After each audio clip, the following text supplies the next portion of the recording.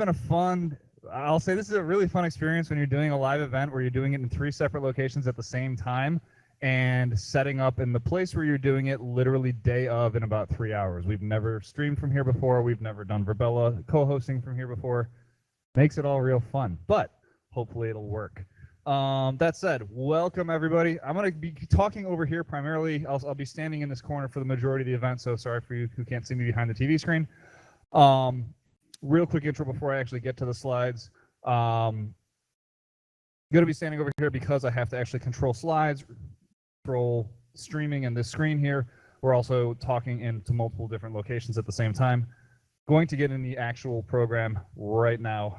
Thanks everybody. Sorry if you can't see me, but that's okay. So welcome everybody. This is the next evolution. Show of hands, how many of you have been here before?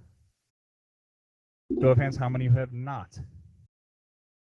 Excellent. I think Caroline's going to do that in the virtual space as well in a moment. But tonight we are going to be speaking about the arts. The next evolution, give me a second. The next evolution, which is AWE Nite Chicago, this event series is now, always has been, and always will be 100% free to attend. The purpose of this event is supporting our audience by providing demonstrations, answering questions during the open Q&A, and creating networking opportunities for you guys to know. We help provide real connections to help people take their next step forward with immersive technology, virtual reality, and augmented reality, whatever that next step may be. Tonight we have put together an expert panel to discuss the arts, and we are crossing the gamut of the arts. We have visual artists, we have theater, we have audio, you name it.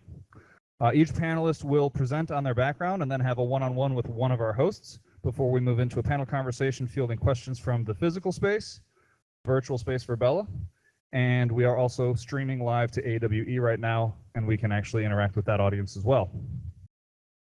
I am Matt Wren, and I am your host. I am the founder of VR Chicago and The Next Evolution, which we started in 2017. I'll say my passion and expertise spans a whole lot of emerging technologies, and I'll leave it at that. Please come up and say hello afterwards if you'd like to ask me any more questions about that. The next evolution is AWE Nite Chicago. I'm going to speak about AWE Nite. I'm going to go through a lot of slides really quickly right now. Just so you know, these slides are available after the program if you want to review anything. So here we go. Next evolution is AWE Nite Chicago. There are over 30 AWE Nites worldwide. AWE is the world's biggest immersive technology convention. Check out awe.live for upcoming events. Their next big conference is in Europe. You can use code AWENITESD23 for 20% off discount to AWE EU 2023. Which is coming up in 2 weeks. If you miss their events, you can catch all of their sessions streaming on awe.live. And to learn more about online courses provided by AWE Academy, check out awe.xr.com. All right, beyond that, VR Chicago and the Next Evolution's Advisory Board produces the Next Evolution. Advisory Board, raise your hands and wave for a second. Where's Ron? All right, there we go, thank you. VR Chicago educates and advocates for immersive technology adoption, consults on the ways that leveraging VR and AR provides impact, and produces events that use VR and AR and streaming technology to expand the reach beyond the physical and geographic limitations. Next thing, to keep this event 100% free to attend, please consider donating. We would like to keep this programming possible. Everything that you are seeing here does come from donations. So the food, the drink, all the AV, the technology that produces the AV, all of it. With that, 1871 is normally our venue sponsor, but they had a whole lot of programming going on today and they couldn't host us. So our venue sponsor today is 2112. Rob, come and intro 2112. Or Scott, whichever of you wants to do it. Show of hands, how many of you have been here before? How many of you haven't? There we go. You got a bunch of people who've never been here before. Sure.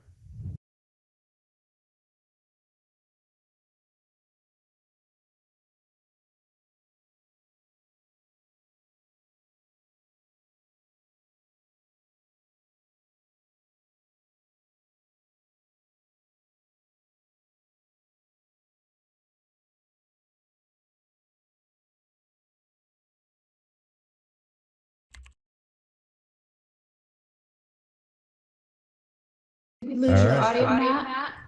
What was that? Oh, I'm not sure. I didn't hear you. Wasn't sure if we lost your audio. There's a little echo in here from your avatar. Sorry about that. We're going to come back. Did you hear Rob? We did not. Oh, well, Rob was introing 2112. That's okay. Now it's your turn. So I'm going to hand it over to our virtual host, Caroline. So if you guys actually can see on the virtual screens there, you will see our other hosts and our other audience members. That's Caroline. Caroline, you can hear me. I'm going to mute my microphone so we don't echo, but go ahead and take it away. We can hear you. Sure. Thank you so much, Matt. It's always so fun to be here because we're really pushing the boundaries of how we actually implement and execute across multiple platforms. Where we are now is the Virbela Open Campus. And to introduce that technology and community, I'd like to bring Michael to the stage, who is with the Virbela team. Michael, did you want to come up and say something? Well, of course. Welcome, everyone. I'm glad to have you here on the Virbela's Open Campus. I'm a neighbor of yours. I'm physically based in Chicago, but I really enjoy being here where I can interact with people from all over the world. This is the Open Campus. The public is welcome to join us at any time, 24/7. Anyway, thanks to everyone for being here. We really enjoy these sessions. Fantastic. Thank you so much, Michael. So a little bit about Virbela.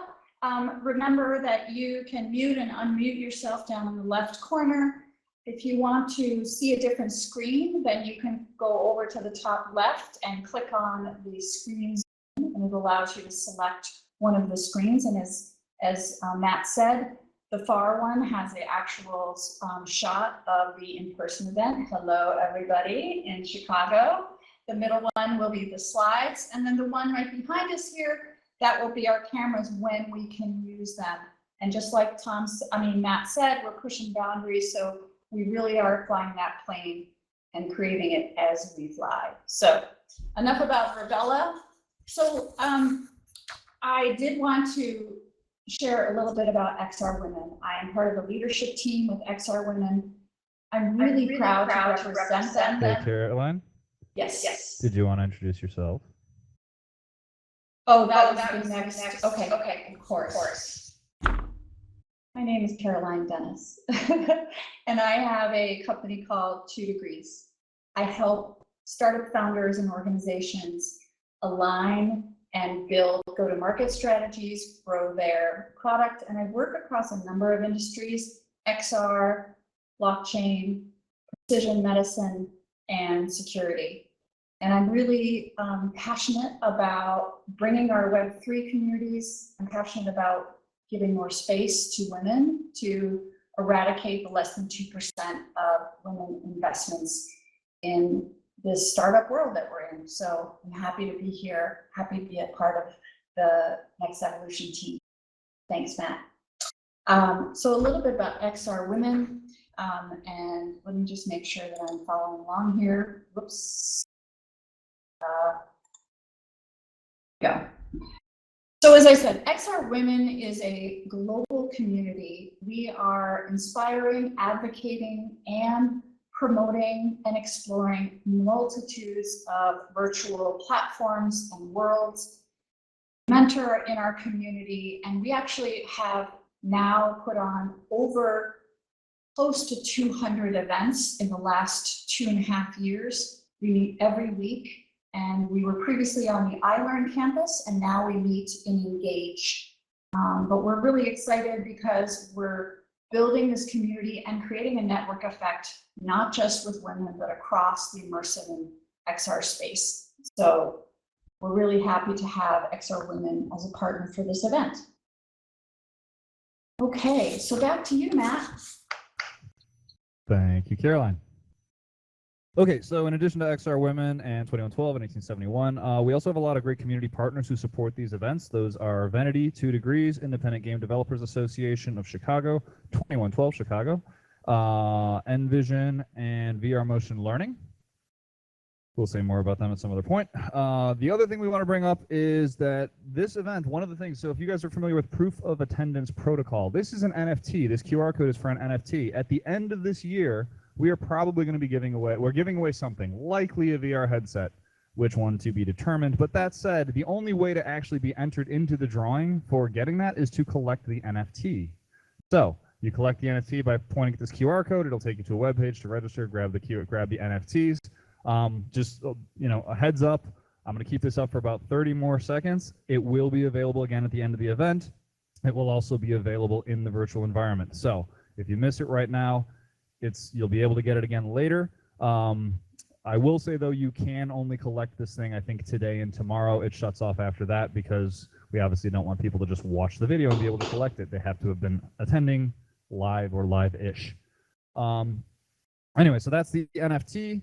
On to our program. So, two things. So what we're going to talk about here, we're talking about the arts. And there are two things that kind of make humans effectively different from most other animals. One of them is obviously the use of tools, although that line seems to be blurring a bit lately. The other is our ability for creative expression. And from storytelling to visual arts, it's part of our cultural manifestation to create a narrative of ourselves while we are living the experiences. We often talk about immersive technology as a tool, and today we want to consider it as both the tool for the creation as well as a canvas to create on. The implications seem almost limitless for creators, but there become newer challenges of how to showcase the work, how to onboard participants, how one can purchase a work of art, particularly if it's digital, and some of the other dangerous things like how styles can be replicated using tools like AI. With new territories comes new rules of the road, and we need to be thoughtful of the ethics when creating these new spaces, tools, and works of art. With that, I'm going to hand it back over to Caroline to introduce our first presenter, who is Chris Nunez. Caroline? Yes. We're really excited to have Chris Nunez here with us today. And let me just make sure that I can share my screen. So share once again. This going. So Chris has been in AR longer than Apple or Google, and he and his creative partner, BC Bierman, have won 2 Augies. For those of you who aren't familiar with the Augies, it's a pretty prestigious award. And for their art installations around the world, and they count Google, Tesla, Samsung, Toshiba, and Qualcomm as clients. Chris gave his first talk ever about AR and blockchain at AWE in 2019, and Amuse is using blockchain to empower music fans in new ways on Amuse, soon to be rebranded as VYE, and we will hear more about that from Chris. But Chris, welcome. We're really, really happy to have you here. So come on up to the stage, and we look forward to hearing more about you. Let me dance my way up here to your... Sure. Dancing is great. Hi, everybody. Hello, Chicago. We were out in Evanston last summer, had an amazing introduction to the area. One of our close family friends is the CTO of Granger.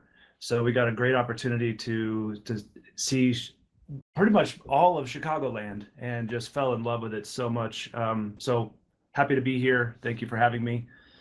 Caroline, I did figure out, I think, how to share my camera view. So should I do that now?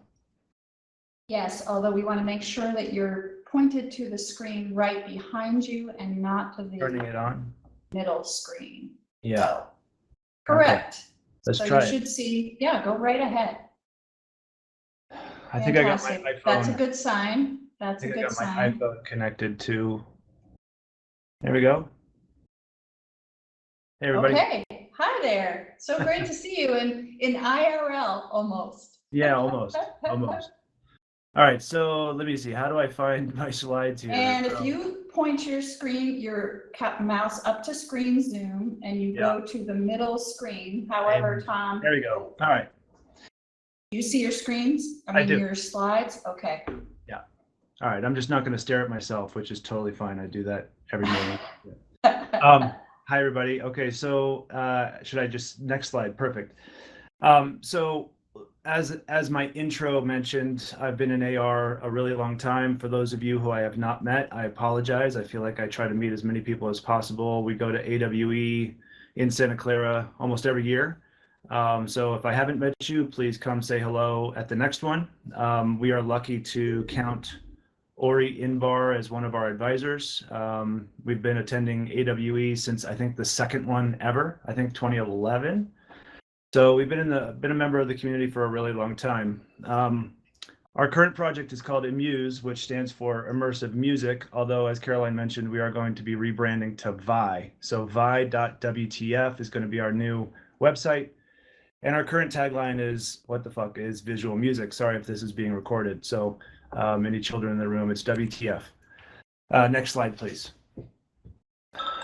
As also mentioned in our intro, we've been doing AR for a really long time. We have won 2 Augies for our art installations around the world. One in Geneva, and to be honest with you, I even forget what the first one was. But we've done projects in Moscow, Geneva, Miami, New York, literally all over the planet, using technology as an artistic medium. We are one of the managed partners internally with Niantic, and it was with them that we did, I think, our most significant last project, although it was not launched publicly because we did not get the approval of one of the band members of Led Zeppelin. Let's go to the next slide here, because I'll show you some of the unreleased footage of that. So if you could play the video for the Zeppelin footage.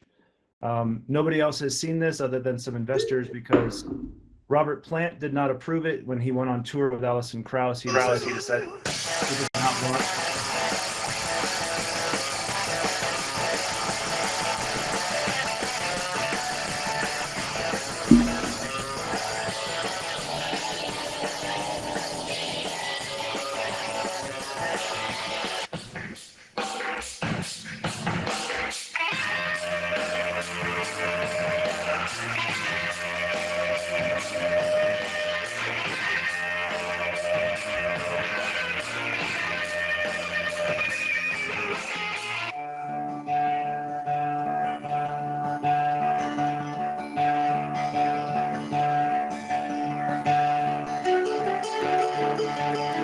Spend my days with a woman unkind, smoke my stuff and drink all through my life.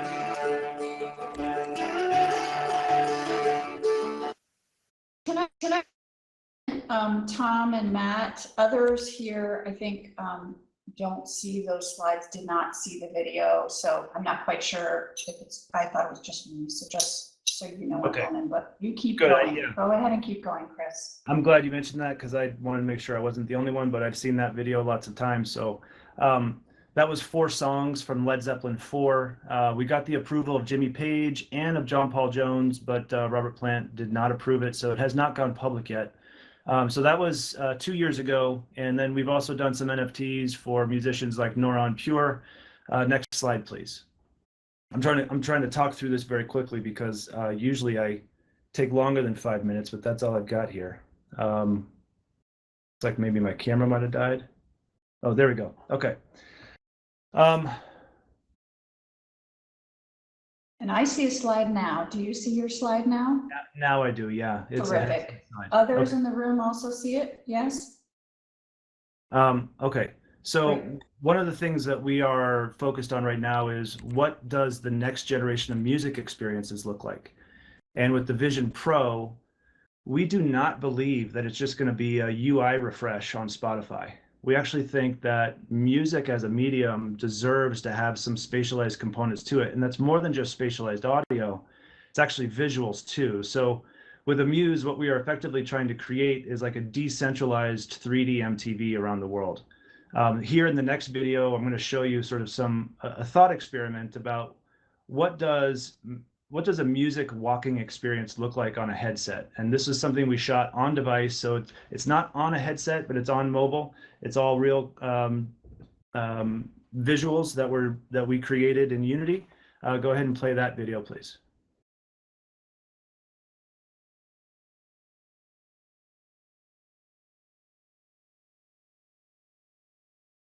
There we go. There we go. But I'm not getting any. No video. Oh, there we go.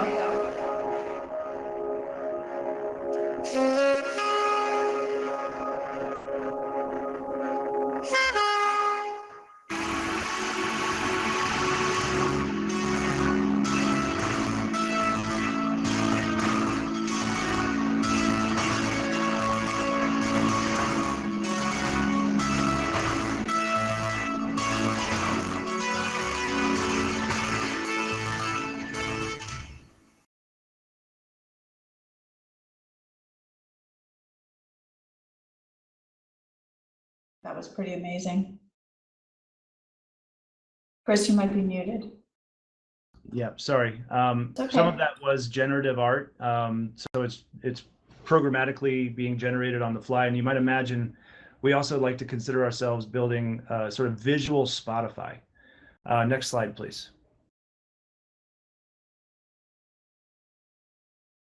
If you can go back one. All right, okay, if that's the next slide, let's talk about the next one, because I think this is the most important for this audience. Here, I'm trying to lay out sort of a visual depiction of how music has become more interactive over time, right? So depending upon the format and the technology that was available for the distribution of music, that has really driven what fans can even do with it in the first place, going from vinyl, which was you could purchase it, you could hold it, you could open the bifold, you could read the inserts, you can put it on your turntable, you could flip it when you needed to get to the next songs, all the way through NFTs, and now coming into the headset era. And we really do feel like this headset era, spatialized computing, is a totally different format. It's going to be like the iPhone moment all over again, 2007, where the technology is bringing new capabilities to bear on the music industry. And we're seeing the direct results of that, for instance, with Spotify, right? So Spotify did not launch in 2007. It did not get onto the iPhone until I believe like 2014 or so. And even in the last 10 years or 9 years now, you can see what the mobile phone and streaming capabilities has done to the music industry and how dominant Spotify is as a consumption platform. We think there's going to be similar shifts with the headset. And so I would just challenge all of you, if you would like this slide, please ping me. I'm happy to chat through it. There are a lot of interactions here that I'm sure I've missed, and I'm sure there are people in the audience that are smarter than me that could actually add to this slide to say, hey, I actually think fans will be doing something else with it. But all of the terms on the left-hand column in magenta are some of these emerging ways of interacting with music. And it can be things like emote, like you would see in Fortnite, or what we call staking or staging, or geolocation. And we're really, really focused on collaboration as a next level of how fans interact with the music. So this is just a thought experiment, and I would challenge all of you to put your minds to it, to think, is music going to continue to just exist in the background of a work environment or as you're driving, or does it deserve to have a more immersive and engaging way of experiencing it when we put ourselves into a headset? So go ahead and go to the next slide. And I think we're just about at time, so if you can wrap up, that would be great. And I know it's so much to cover, so we'll talk a little bit about after this, and I'll ask you some questions. Thanks, Okay. Chris. Then let's just go ahead and play this one. We call this a visual single, which is effectively like a 3D narrative piece. And I'm not getting any audio again. Neither here. This is a beautiful song. There we go. That's awesome.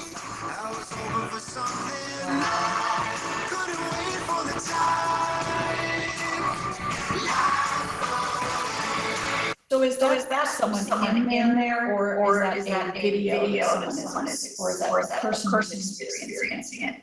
Sorry, there was so much echo on that. I couldn't understand. That's okay. I'll let you finish. I had a question, but I'll ask it after you're done. If you're asking if those are real people standing there, those are 3D models in the scene. But something that I just really want to focus on is that we're providing tools in our experience where the fans now, when they're playing this experience in their space or at the beach or on Times Square, we're providing creative tools to the fans so that they can now change those visuals that you just saw and make it more expressive of the song that they think it should reflect. So if it's in a natural environment, let's say, they can change the color palette to be more natural colors. Or if it's in Times Square or in Chicago, you might make it more urban colors, grays and whites, etc. So we're empowering the fans now to change the visuals to match the song where they want to put it in the world. And that's a really powerful mechanism for trying to draw fans into this collaborative process of choosing, number one, what does this song look like at the end of the day?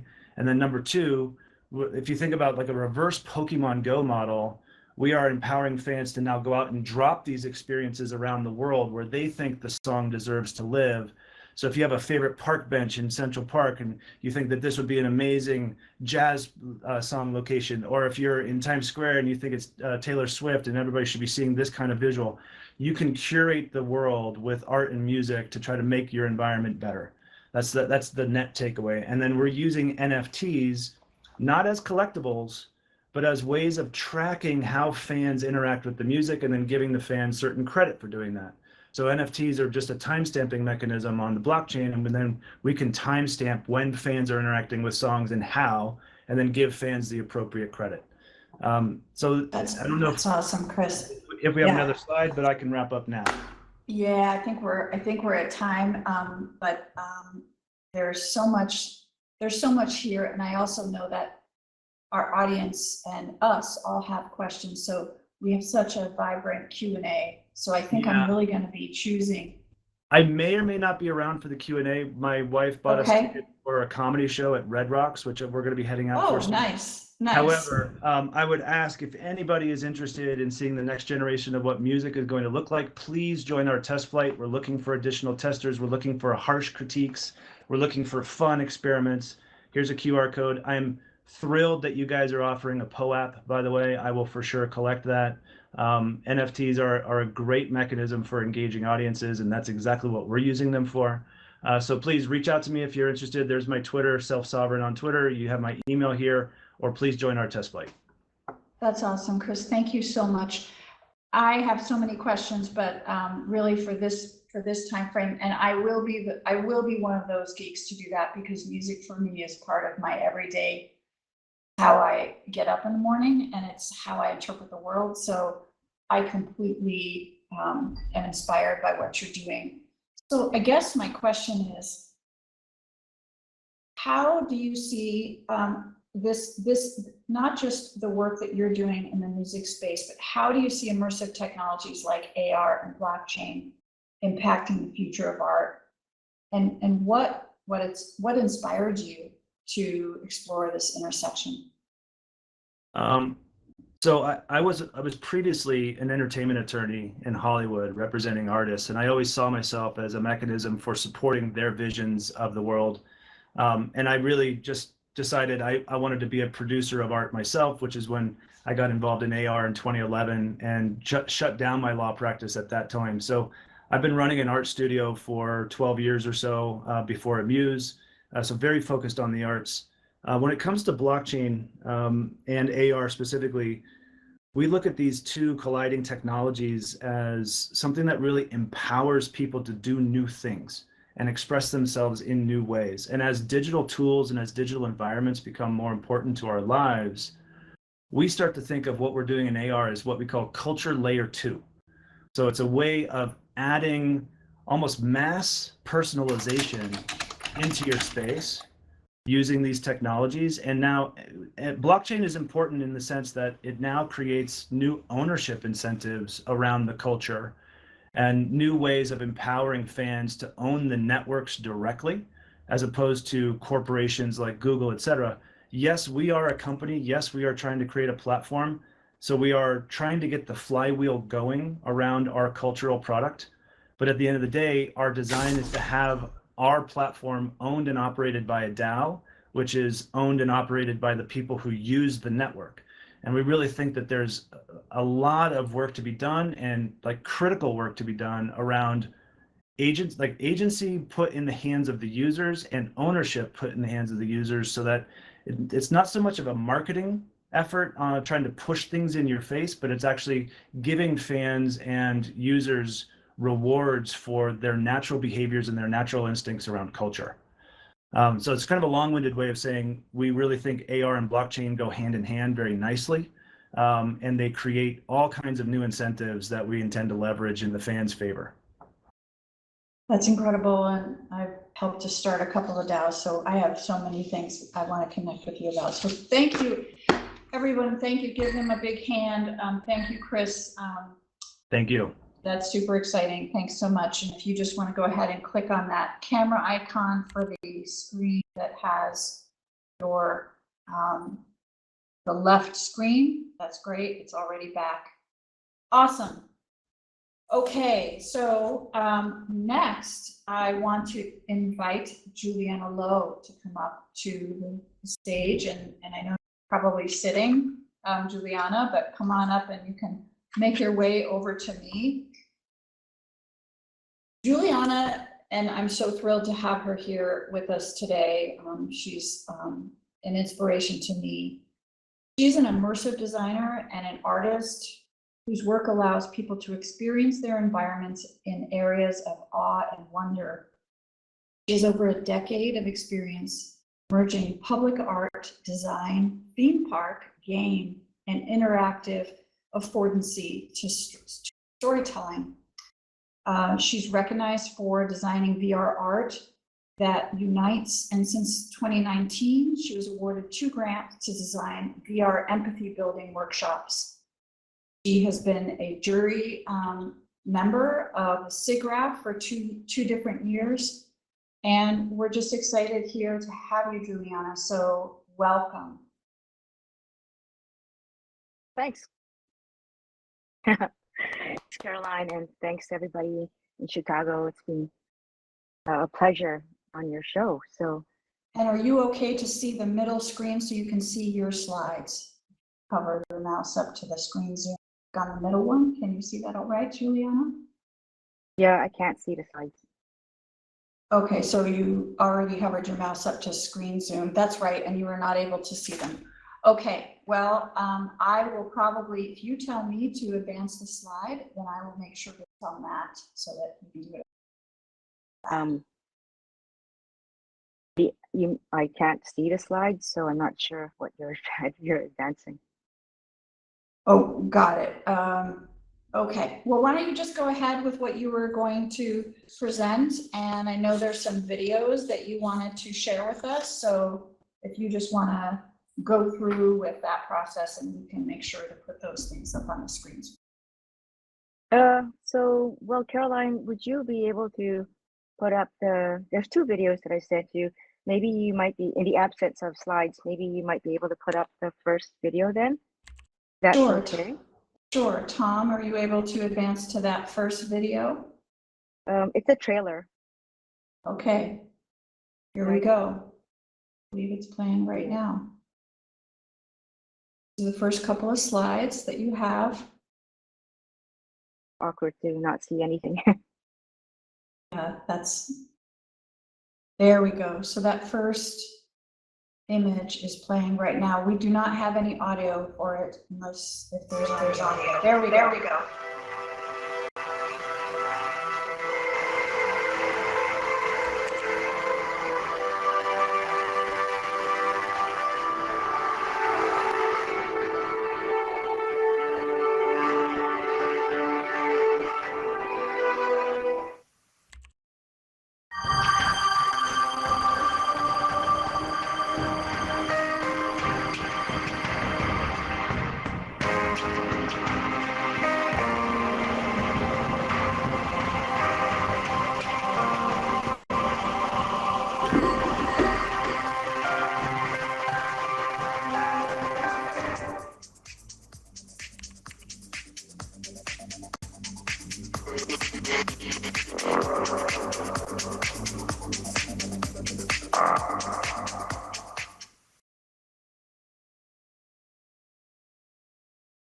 Love it.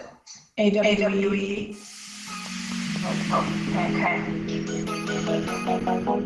Now we have awesome fish.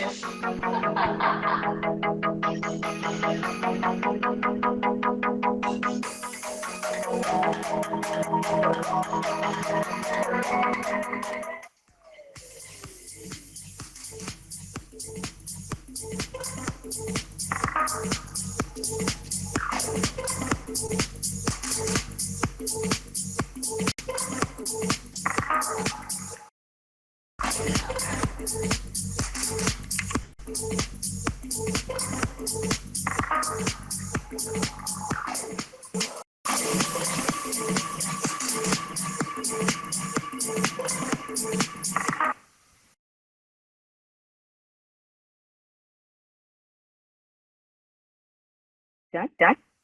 Yes, done. And if you hover your mouse over the other screen to the right, they also are projecting those slides there. Oh, the right web screen? Yes. I see. So Oh, that's the cafeteria. no, that's the camera angle. So I think that's no longer there. Okay. It's on the left.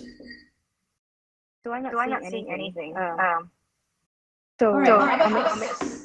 How about you just tell us a little bit about your approach? yeah. And just the work that you've done. Yeah. All right. Well, I guess my presentation is going to be quite short then, and that's okay because I will make up with enthusiasm.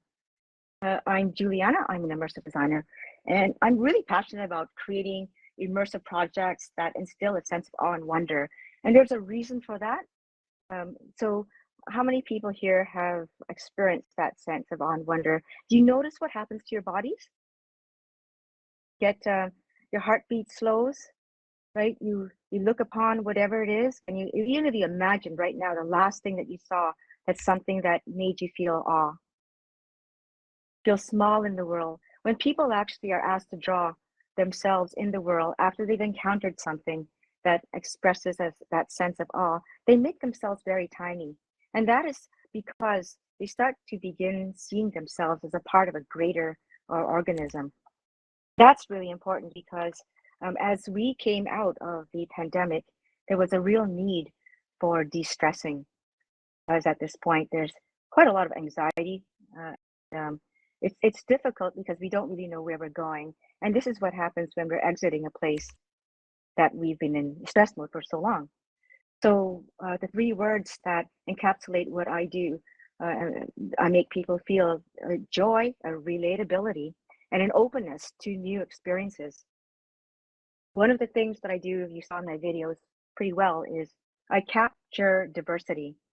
Diversity is really important because it gives us an added dimension to what kind of references and history and ways in which we can relate to each other. And it's important to relate to each other because not only are we given the opportunity to feel compassion, but we have the added dimension feeling empathy for someone else.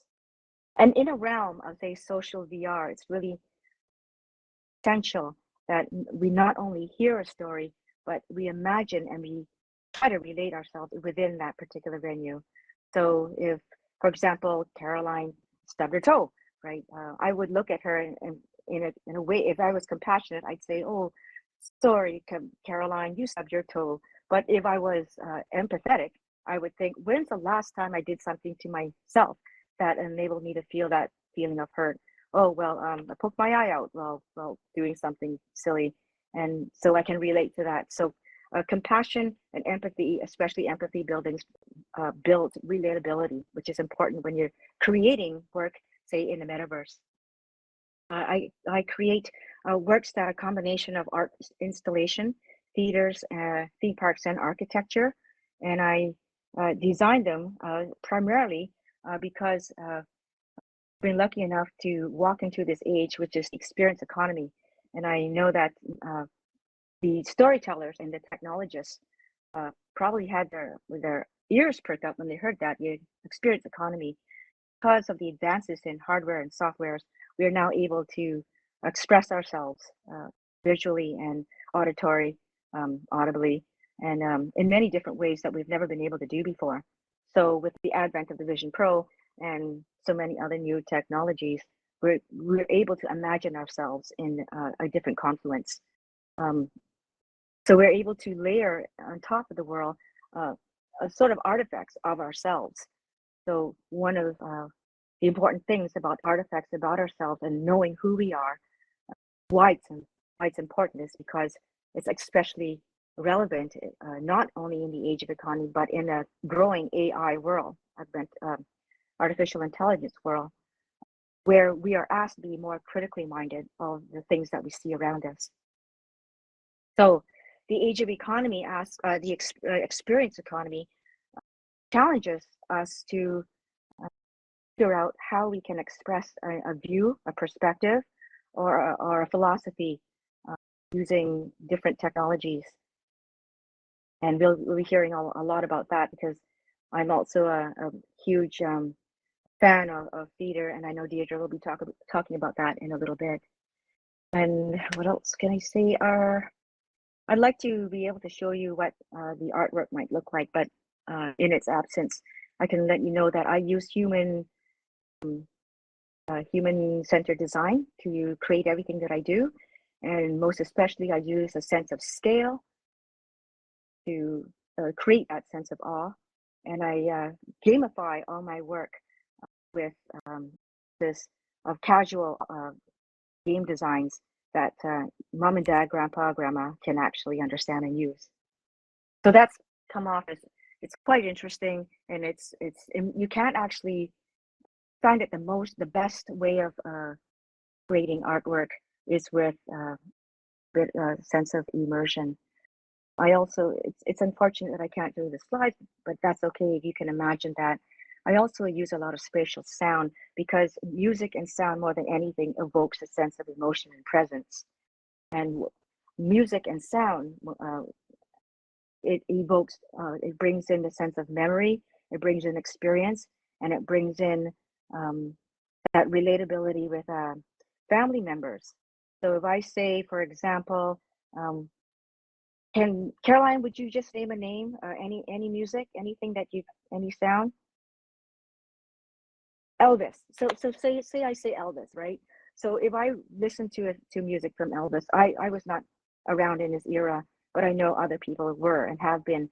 So if I'm listening to Elvis and it's placed, or that sort of music is placed in a say a soundstage or an architected environment, we immediately get to have this sort of place where we can connect and relate with generations from all sides, from grandpas, grandmas to from across countries, across borders. We are able to have that aspect of community and unity.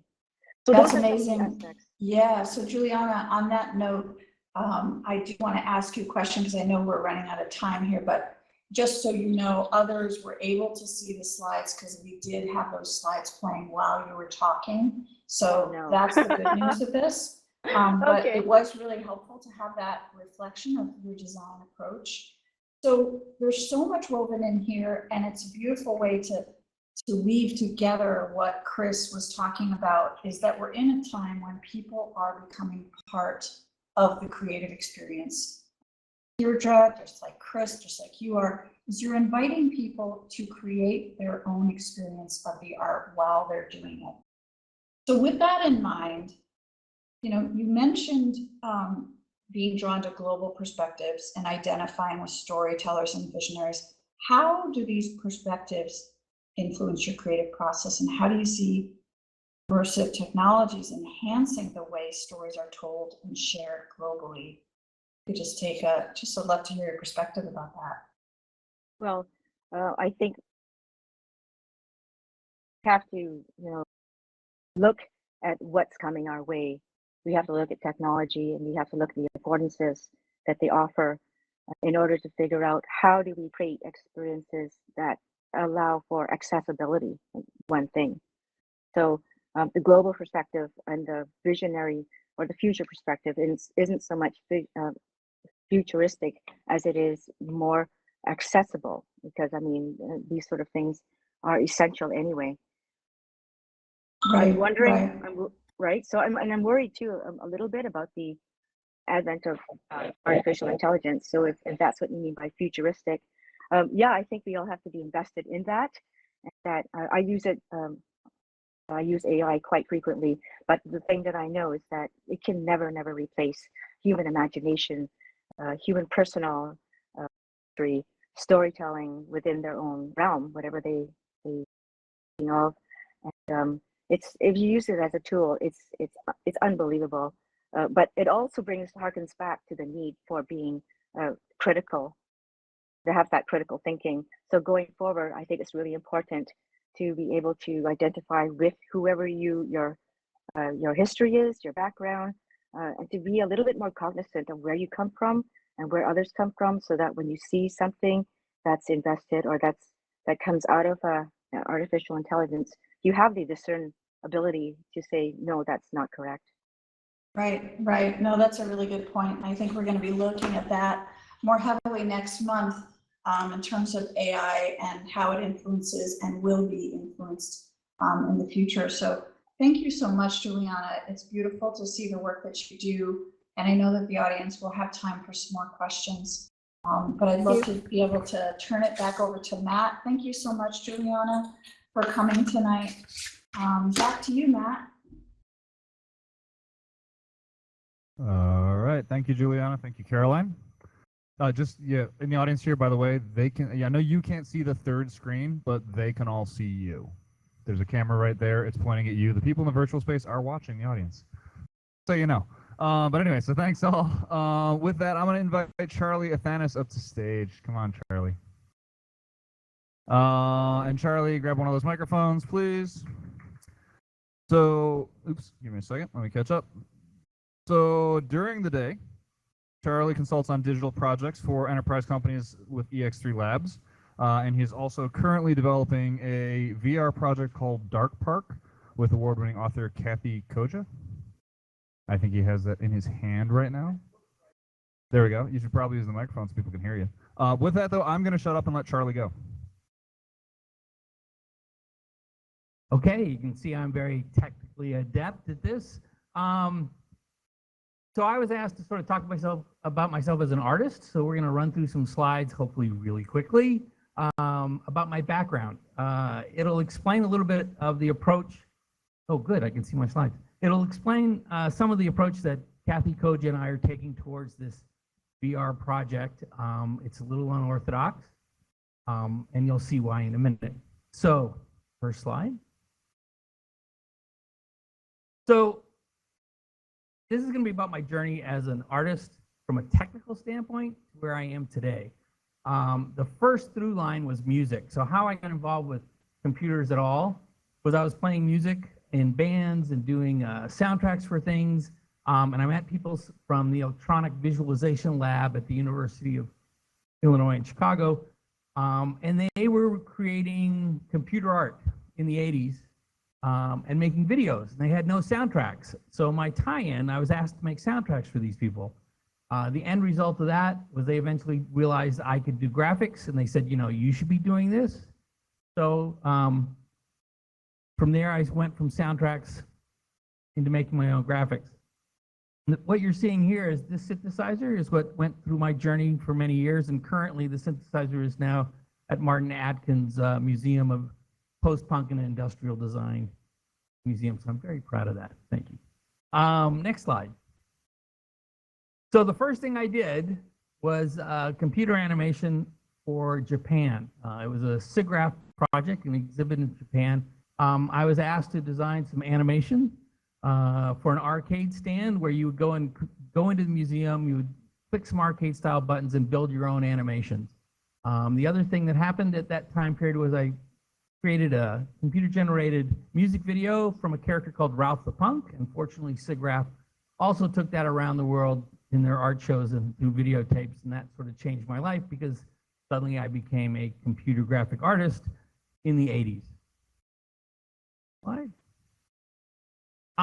My first brush with VR was with NASA Ames. This is Scott Fisher here on the right and Sally Rosenthal on the left. Sally was very involved with SIGGRAPH in the 80s, very well connected, and she offered to pose for Scott and NASA for their promotional videos for their photos for The View. So this is one of the very first VR headsets. Scott was the one who saw, the legend has it, he saw a Mattel Power Glove. I don't know if any of you are familiar with that toy. Okay, 2 of you. So he saw that and realized, hey, why don't we use this as the interface? They had no way to play with anything that they were seeing in the headset for the astronauts. And he saw this toy from Mattel and decided, what if we use the hand controls and control what we're seeing in The View with that? Next slide. From there, I became a creative director at a laser studio here in Chicago and did laser animation. And at this point, I had to learn to code in order to move the lasers around and create these animations. You know anything about me, learning to code was a horrible event. Next, yeah. Okay, so next big break in my life, I was asked to be an artist on the very first computer generated comic book called Shatter. This came out of Chicago through First Comics. It was the first of its kind. It was received very well in the computer graphic community, the comic book industry, not so much. I was also asked to start doing artwork for people like Whitewater. Whitewater was a company co-founded by Mark Ackler. Some of you in here may know him in Chicago. He's now a philanthropist and a former VC. And he had a company called Whitewater, and he had a manual. It was the second software for Windows 1.0, and he asked me to create a comic book throughout the manual. Anybody here know what a software manual is? That's two of you. Yes, I do. I'm sure there are folks over here that do too. Okay, great. Okay. All right, next. We're getting there. So from there, comic books, soundtracks, music, videos. At this point, I was asked to join an independent studio in Evanston, where Chris was, and create John Madden Football 2. It was a 3-person team. There was a designer, Robin Antonick, a programmer, John Prettyman, myself doing all the graphics and the animation. From there, we continued to develop simulations. A lot of people don't realize John Madden Football 2 was one of the very first game simulations like ever. So we took that, applied it to a world political simulation, and made 2 products, Shadow President, which won the CES Innovation Award, and was followed up by Cyber Judas, which actually had one of the very first 3D graphics produced in a game. That was done on a Silicon Graphics Indigo 2 Extreme in order to make that, and it was done on Alias Wavefront software, which later became Maya, for any of you familiar with that 3D software. Next. Okay, the other through line in all of this, to get to VR, is my background in theater. So throughout all of this, I was working with independent theater companies in Texas and here in Chicago, and I did a lot of things like set design, costume design, dramaturg, playwright every once in a while. And so you'll see later on in a couple of slides where these foam core miniature to scale sets come into play when I start designing for VR. Yeah. Then we hit 1995, another big change in my life. This was a top secret project with the biggest band in the world at the time. I can't really tell you, I can tell you later down there. Currently, I'll give you a hint, currently they just had a big week opening a show in Vegas at one of the biggest, newest venues the world has sort of ever seen, and probably know who that is. Okay, next. Okay, so I took all of that and went to Evanston and helped build a nightclub, bar, restaurant, and it all started with foam core models, which then turned into actual stages, eventually becoming a very vibrant nightclub. Recently, I did a music video, co-directed a music video with Joel Lopez, and it was for the Joy Thieves. The singer was Ayatoya. Had a lot of fun directing it, and I got to do Blender animation for the video itself, which was really fun for me learning Blender. Okay, now we're getting to the VR. So I've been lucky over these years with all those various art projects to work with authors like William Gibson, who gave us the words cyberspace. With Clive Barker, did several world premiere stage adaptations of his work. And now I'm working with Kathy Koja. First started when I got a text out of the, not a text, but a direct message out of the blue on Twitter from an author that said, hey, can you talk to me about VR AR? I'm doing a book and I need some background. And it turned out to be Kathy. I had 6 of her books behind me on the shelf when I got that message, and I was like, my God, you know, this is crazy. So that was about 3 or 4 years ago. I hooked Kathy up with several experts in VR and AR that's used for research on her book, Dark Factory, which I highly recommend you read if you're in this industry at all. It covers music, creativity, art, VR, AR, nightclubs, and it reads like a rocket. You're a very, very fast book. Okay, next. Okay, so now we're at Dark Park. This is the project I'm working on. Kathy and I are developing a VR app to let people sort of enter the world of Dark Factory and Dark Park. It's published by Meerkat Press. We're still in the design stages. I don't know anything about programming VR. This is very similar to me going to a laser company and saying you have to code. There's so much I have to learn to get this done, but we're plowing ahead, designing it, assuming we're going to get it done. So next slide. Well, which is, I don't know if you see the through line, but that's the way I've worked the whole time. So what we've done is we've used clay, foam core, blender. That's a foam core set, and we're photographing and lighting these little foam core scale models so we can figure out our 3D world in real time. We started with sketches, tons of ideas. Kathy's brilliant. She has a creative mind that's just crazy, which makes her an award-winning author. So it's been really fun to work with her. Next slide. So as you can see, we had a launch for Dark Factory in Detroit in an actual setting. And we've decided to reproduce this in VR. So I built a 2-scale set of what was happening, and we're going to try and capture the vibe of that Detroit book launch. We've expanded the club from that outside exterior book launch. We're now starting to go into the interior. This will be an ocean park inside here, a forest in here. This will eventually lead up to a giant dance floor and multiple floors with rooms that have meditation rooms, film centers, 3D rooms, a variety of other interactivity. So you get up to the roof and then it gets psychedelic at that point. So the other thing, each of the assets we're building, once again, small time using old school techniques in order to visualize and understand what we're going to build before we actually get into computers. And we're almost done. It's a big project. We're working on color schemes and everything. It's got a lot of rooms, a lot of environments. We have sort of bitten off more than we can chew, but that's the way we like it. And we had a book launch party for the actual book in Detroit about 2 weeks ago. I built a video invite for this special set, again using Blender, which was a lot of fun. And next. And so that's what I'm doing. So all of that, I'm going to put into this VR application with Kathy, and hopefully you will be seeing it, I would say soon, but it's not going to be soon. It's going to be in a little while. So thank you. You don't get to go anywhere. You don't get to go anywhere yet. Okay. You get a question from me first. Just because of time, though, one question for me, and then we'll get to the Q&A. So the one thing I want to ask you, because you did talk a lot about your art, and frankly, I'm going to kind of skip all of the questions about effectively the artistic stuff, because I think we're going to get back to that in the Q&A.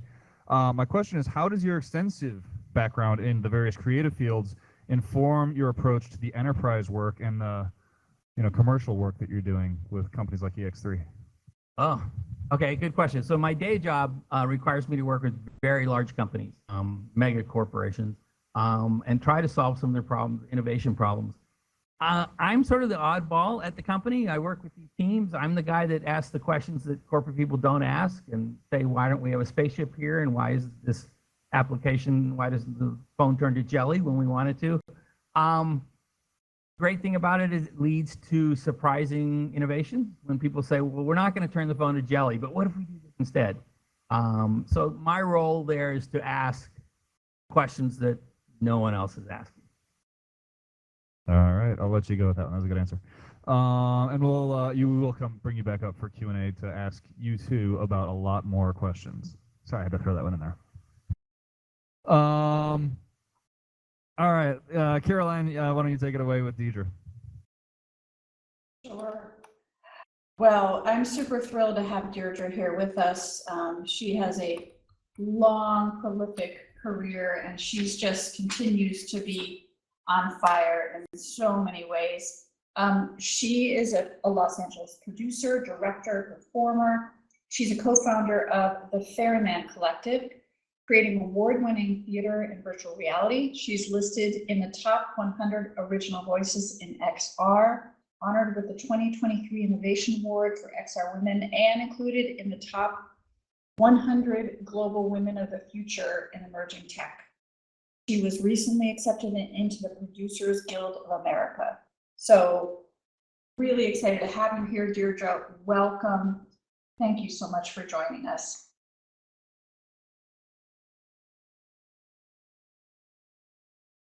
Are you muted? Of course, eternally muted. I was just saying, Chicago, it's nice to be here. I've been familiar with what VR/AR Chicago has been doing, and you guys have been on the forefront of bringing people content and interesting information and educational experiences for a while. So bravo to you all. I'm going to just do a brief overview of who I am, how the heck I got here, and what it is that I do. So my name is Deirdre. Hello. Yes, I did all of these crazy things, and it's kind of been a bit like a quick trip from nothing to 190 degrees, like a Porsche. It's like a Porsche. It hasn't been all that long that I have been in VR. Next slide. I've been a performer since I was a kid, so it's like something that I've done forever. And when I got into Los Angeles in 1998, everybody says, make your own content, because that is what you need to do, is make your own content.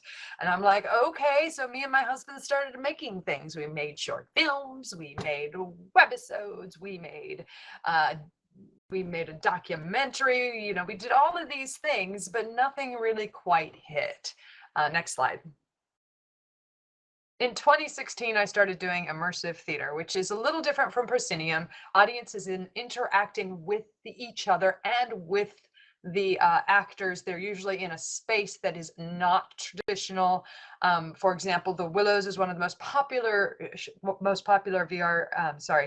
immersive theater experiences in Los Angeles, sort of like the Sleep No More of LA. And I've been doing that for many years. It's on its fifth remount, but you'll see that in the house. It's set in this mansion right next to the American Horror Story house.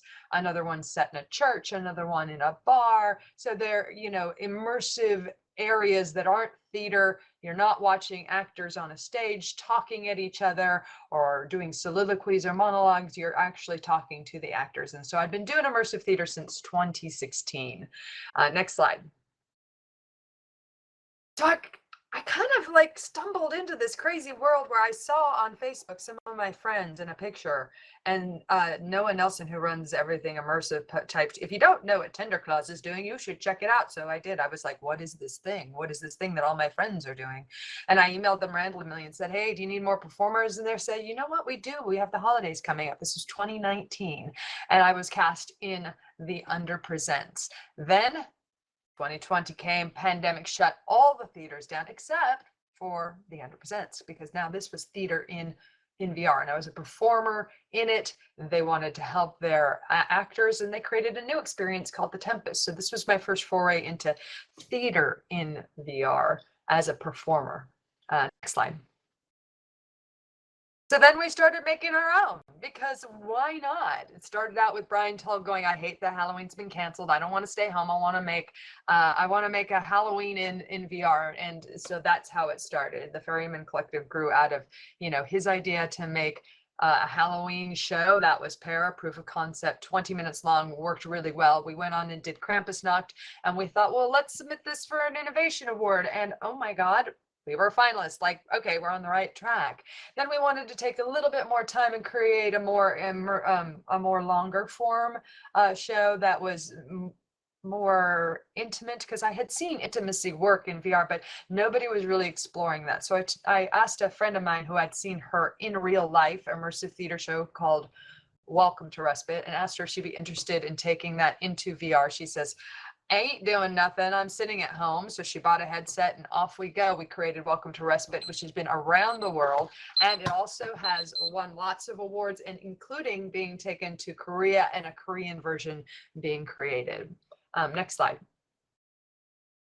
So then I was like, well, what's we going to do next? And so I looked around, and one of our team members had this beautiful world that they built in the pandemic. So I wrote a story around that, showed it to Screaming Color, and he said, I love it. So we worked on it to make sure it fit his narrative, and then we launched it, and it went around the world. It's won a bunch of awards. It is currently in Taiwan because it won the Grand Jury Prize at the Kaohsiung Film Festival. So it's being brought back in a Mandarin version, and we're gearing up to do shows with not only a Mandarin but an English cast for Kaohsiung starting on October 6th. And then we were also asked to take a show that was originated in Korea and turn it into an English language version, and we took that to South by Southwest. So that's kind of how all this happened. Let me give you a bit of an overview of what it is that we do. If you could go to the next slide and play a video, we will give you sort of an overview of what this looks like in VR.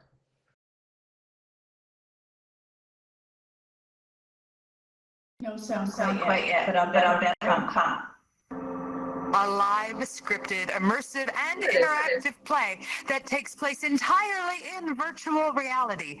In Gumball Dreams, our 3 audience members are brought to the climax of a cosmic journey, where they find themselves reborn as their chosen Shalmari, the same race as our primary character, Onyx. Onyx has reached the end of their existence in this universe and needs your help to transcend to the next plane of reality. Part of our show is a one-on-one encounter with only one audience member, and they get to have a personal conversation with Onyx. The other 2 audience members are given a mission to complete a puzzle and bring back a power source to Onyx, allowing for a separate user experience.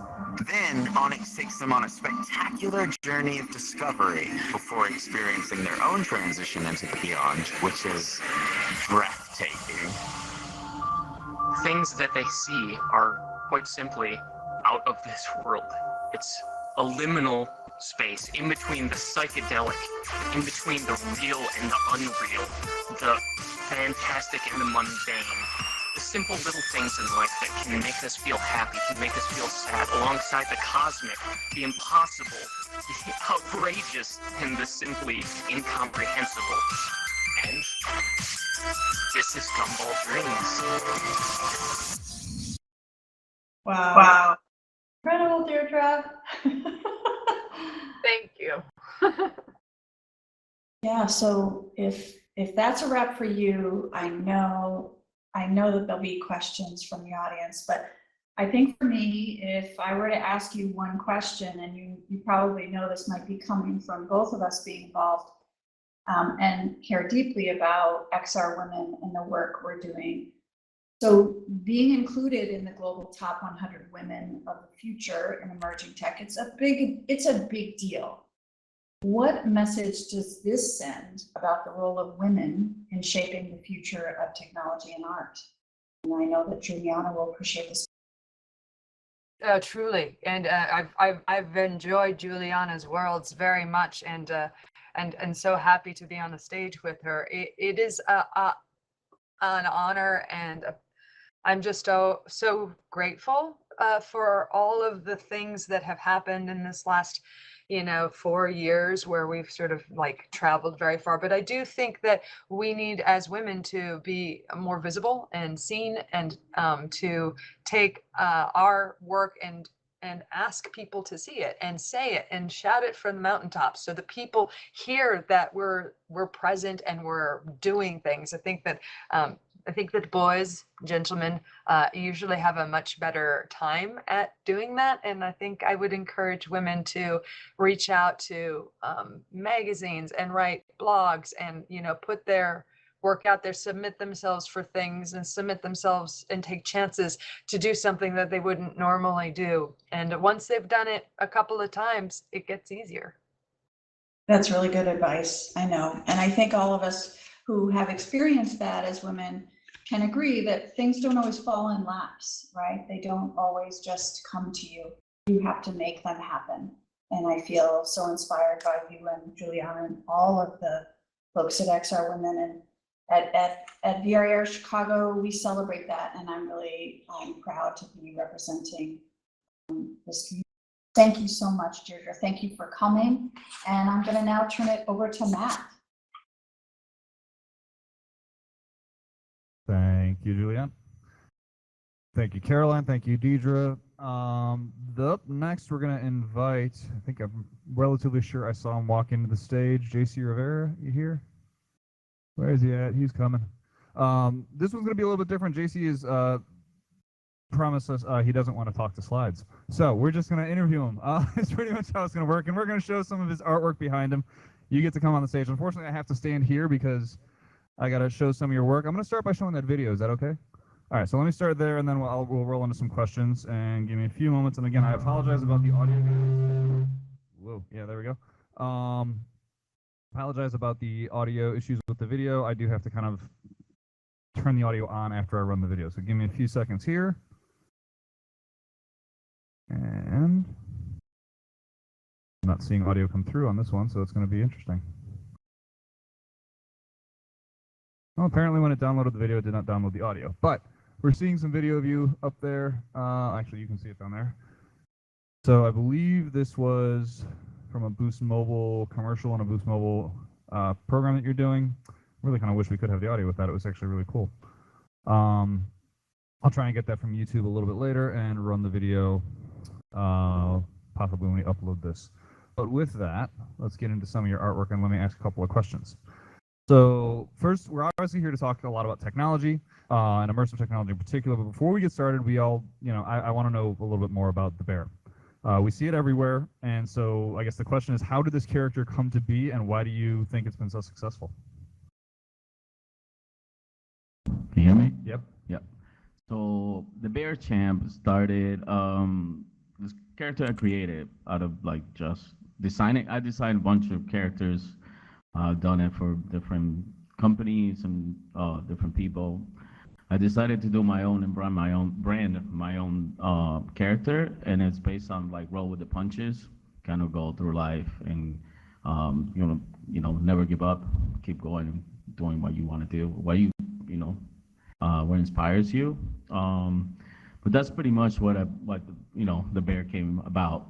I came to this country, no English, when I was 21, nothing. I didn't have anything. So kind of that's my journey through life.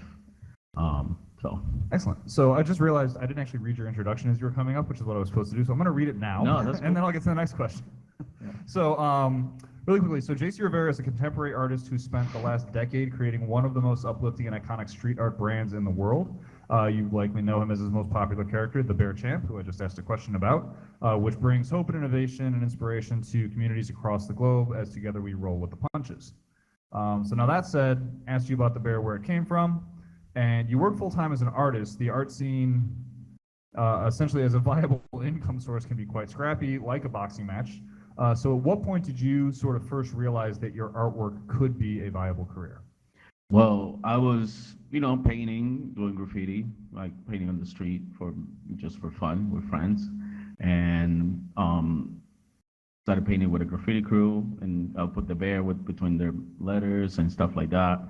And one day, I painted a few, posted on Instagram, and a credit card company messaged me and said hey, would you like to do this campaign with us? And I was working at a warehouse at that time, and it was pretty good money. And after that, I kind of and kind of a couple more came in right after, and it kind of pushed me to be well, I can probably do this full time instead of just do it on the side. And I kept pushing it and kept just looking for more and putting more out there, and kind of I started traveling. I did an exhibition in Barcelona. I went to London for it, and just bringing ideas. I made it when I was started pushing my art digitally. I found a computer, a iBook G4 at a pawn shop in Orlando, where I used to live, and kind of that's how I started everything. I had Illustrator and Photoshop, and just everything that I did as a sketch, I'm like, I can be able, probably I can do this digitally with no training. I have no training or anything. I just kind of figured out my own. So. So you've kind of mentioned this a few times on it. You came to Chicago when you were 21, but what are some of the places you've lived throughout your life? Well, how did you end up here? I'm from Puerto Rico. I was in Puerto Rico until I was 21. Moved to Orlando through Disney, the college program.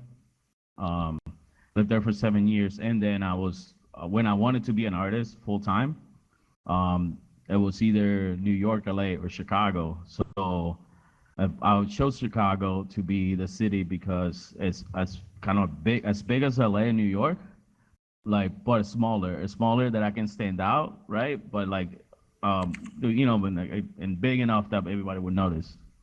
So. Excellent. So I'm showing a lot of pictures behind you of a lot of your murals. So really quickly, as a muralist, most people wouldn't necessarily make the connection to technology. And you just talked a little bit about how you've been using technology along your journey. But have you, I guess, aside from, I guess, what's the progression? Does everything, Charlie mentioned how he does a lot of such in sketches first, and then he transitions into the technology. Do you use the technology as the end point or a starting point or somewhere in the middle? What's the progression for you? It's actually kind of like the middle or the end. I start with a sketch and I take a picture with my phone. I used to do scanners, but I take a photo with my phone.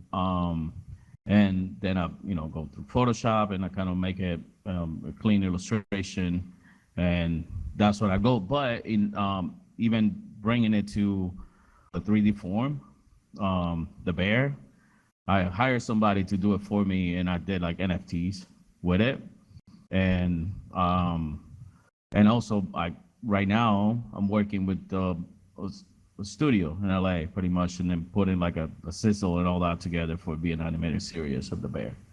So no. Well, so you're leading great into the next question here, which is, so a lot of us saw the recent study that the vast majority of NFTs are now worthless. Mm-hmm. And so with the evolving technologies of today, how do you stay relevant, and sort of what's been the most challenging to navigate so far? Challenging to navigate is, well, I'm pretty, I started like sketching and everything that I did, and it's still, I do paintings, a lot of murals. Maybe keep up with technology. Like I said, I still use the laptop with the tablet, myself. Like, it's like, I don't do the syntax, but I figured out a way, how to, like, still make it that I'm catching up, I guess. I like the thing about the bear. I want it to be that people see it, right? No, it's not only just on paper, like figures, like, if I want to have a figure, now it's like I have to do a 3D printed first and all that. So it's like, I still have to use technology for it. So I'm going to hit you more on that in a second. Just one, what I wanted to sort of peg you on a little bit, though, is what are your thoughts on NFTs and blockchain when it comes to artwork and ownership, and how the technology plays into it? I think I was really into it. I think it was like a really cool thing. And what I would like to do, and I'm really interested, I would like to do is mine, which I created a whole set of characters for it, and use it as a token, like, like whoever buys one or whatever, I figured out. I'm still trying to figure out how I want to do it, but I would like to be as like, they'll be like the members. I have like the membership, so they can have paintings. I'll do like a raffle, or I do like, if you buy certain paintings or whatever, you get something else, or like the people that consistently support me, that'll be like the, like kind of the token for it too. And I also, like, I created this like the bear, like a variation of the bear to be like a cannabis NFT kind of membership too. It hasn't been out yet, we're still working on it, but yeah, it's also one thing that we looked in. Okay, so I'm going to come back to you on the 3D, and then we'll get to the actual, like, the audience Q&A. But you mentioned 3D and you mentioned animation. So are there plans, are there thoughts to bring the bear to life in video or in 3D in like a virtual environment. So, you know, animations, televisions, VR experiences. What are there plans here? Is this moving forward? Yeah, I don't have anything yet like that. Like animation that we're working on is like the old school animation, like the 2D, like, you know, more, but it's animated. But I would love to do more like that. Definitely, I would love to do more like that. Like I have a few like NFTs that, you know, it's animated and it's like really cool. But yeah, I haven't met the right person yet, I guess. Excellent. So I'll let me see if I have one more question to ask here. If we should just get to the audience Q&A. Well, I guess one last question because we're Chicago. So Chicago's the city of broad shoulders, which relates to the rolling with the punches. Fair champ.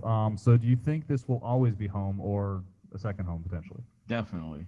Chicago is like where I pretty much became myself. You know, I grew up in Puerto Rico, 21, but my adult life, I was 28 when I moved here. So everything from becoming myself as a person, as an artist, that's everything. It's Chicago. Like this is who I became myself. So excellent. Thank you very much. And I'm actually going to ask you to stay because at this point we're going to get to the audience questions and answers. So the way this works, let me get up to the slide here. Charlie, you got to come back up here too. I believe there's one more microphone. Actually, I'm going to let that microphone be used by Ben. Is Ben around? All right, so I'm going to ask you guys to share a microphone, if you don't mind.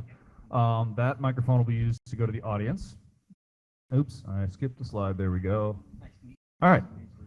So how this works, just so you guys are aware, again, a lot of you haven't been here before. We have 3 audiences. We have a live audience here in my physical space. We have the Verbella audience that has the ability to ask questions, and Tom is also monitoring the live stream, and there are people in the audience at the live stream who can ask questions. So the way this works is raise your hand. When you raise your hand, myself, I'll be coordinating with Caroline to call on who's going to ask a question.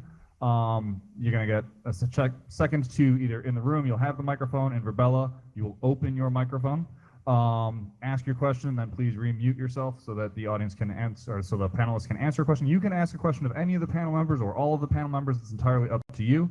And again, if I see Tom's hand waving like this, that means we have a question in all.live, which means that he'll have to get there too. We will try to do questions in the order they were asked, in the order that we see hands go up, and we will also try to keep questions to the people who are at, you know, essentially let everybody get a shot to ask a question before we go back to repeats.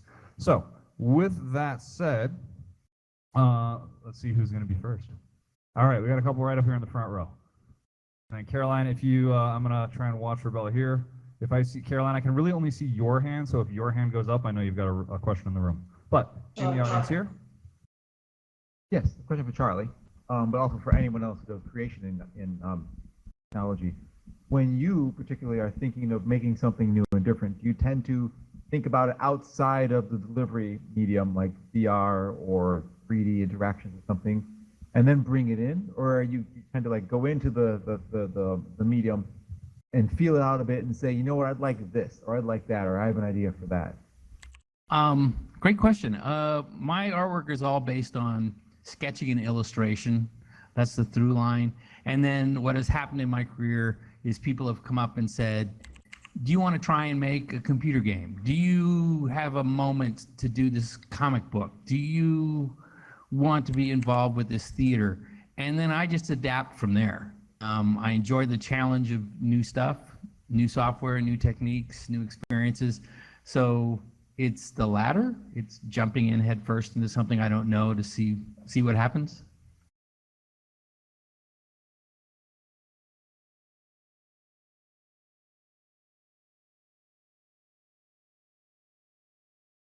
For me, it's more both actually, because when Instagram came around, I took their logo and I made a character based out of their logo and actually sent it to them. And the company was like, what, like 30 people and stuff?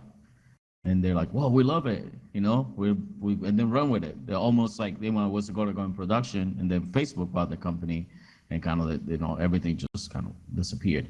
But I also have, you know, that was my idea, like, oh, I like this is cool, I'm inspired, I'll do it. And then there's some things that, yeah, like people reach out to me, like, you know, even like the Boost Mobile commercial that was like, hey, we have this idea of this, and then we work together for it. Anyone in the virtual space want to Ask our virtuals. How about Deirdre? What's your take on that? Oh, well, we kind of look for the heart in our shows, and so that's kind of how we're driven to create content, or at least that's how I am driven to create content. So that's sort of where I start, and then also like, does it belong here? Is this the place for it? Because maybe it's not, you know, or if there's a different tech that would be better suited for the thing that we want to do next, or the storytelling. So that's sort of how we go about that. Right. And how about you, Juliana? How do you approach the sort of journey of what you're focusing on next? I think go along with Deirdre's, and I'm supporting that as well too. It really has to have some sort of meaning for me and some sort of connectiveness. But I mean, if it's fun, if somebody gives me that kind of lip challenging, might say, I might challenge what they really need and really want. And usually, a lot of people I notice don't really know what they want. So we kind of come back with. We usually, it's really funny. We usually start with something, then I create something funny, and then it makes them laugh. And as soon as they are able to invest their personal opinion or values into whatever the project is, that's when the magic starts to begin. And usually at the end, the actual project is a lot different actually from what was previously proposed. I love that. I love that. Thank you. Matt? Yeah, do you have any questions in the virtual space?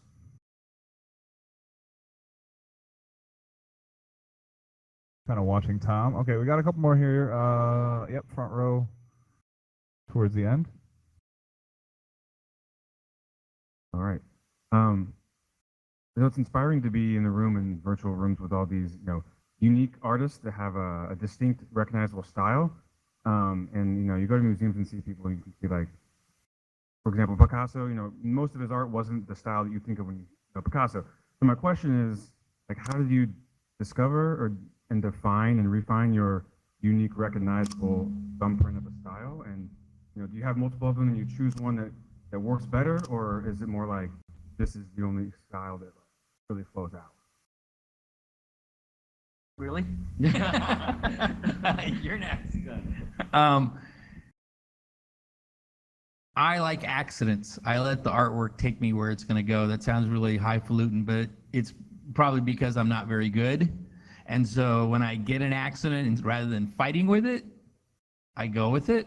So my work looks very different every time I do it. The core of what it is I look for a feeling and a vibe that somebody wants from me or I want from a piece, and then whatever it takes to get there, gum, chewing wire, throwing it out in the street, getting it run over by a car, whatever it takes, I do it. So in answer to your question, I don't really have a style, which is a plus and a minus in the art world. So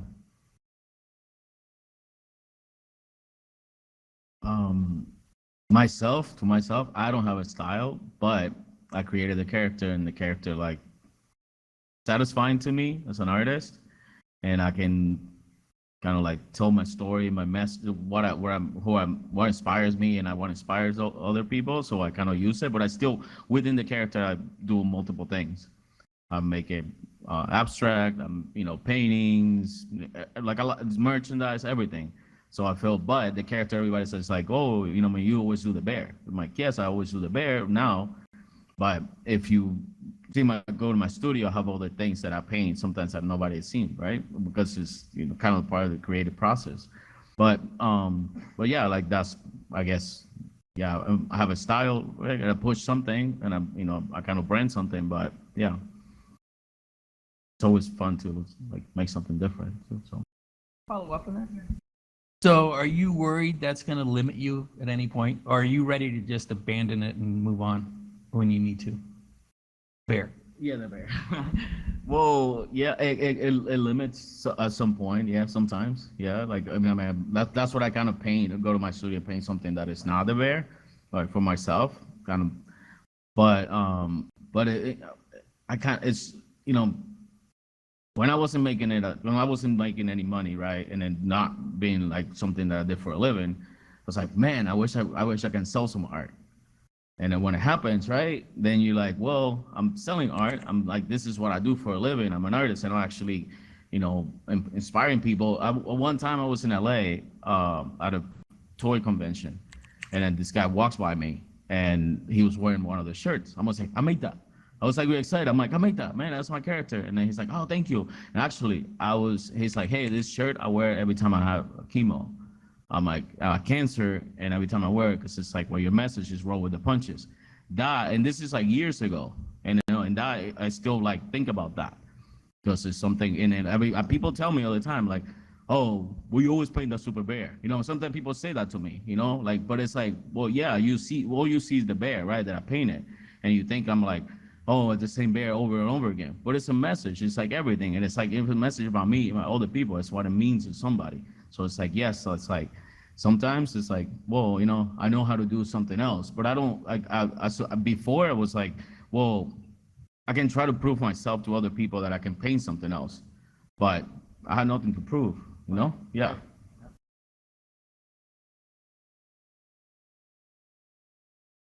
Pretty sure I saw a question in the virtual space go up. Karen, you wanted to ask a question. Go ahead. Yes. My question is about your technical expertise, and that doesn't necessarily mean technology in the way we usually think about it, but your mastery of your tools as an artist, and sort of how important that is to you, and or also thinking about the punk rock approach, the DIY approach, and they say that punk rockers eventually learn how to play their instruments, so they're no longer punk rockers. But I wanted to ask about your relationship to the technical aspects of what you do.